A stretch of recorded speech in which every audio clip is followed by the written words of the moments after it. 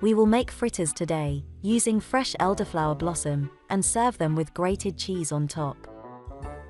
You will need elderflower, an egg, milk, flour, garlic, fennel, salt and lard or oil.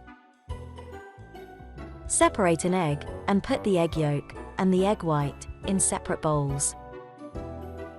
Whisk the egg yolk gently, and add 1/3 cup of milk. Add a pinch of salt. Crush a few fennel seeds, and add them to the bowl.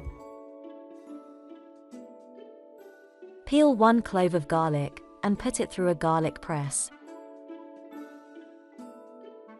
Start adding plain, all-purpose flour. You will need about 5 tablespoons. The batter needs to be a bit thicker than pancake batter, so that it sticks to the elderflower blossom. Whisk the egg white.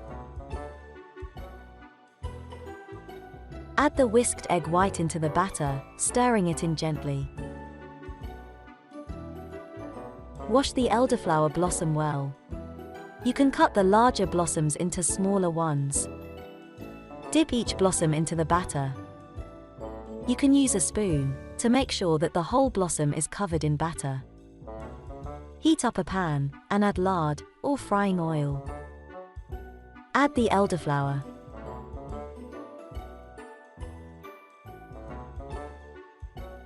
Once the edges start to brown, cut off the stems.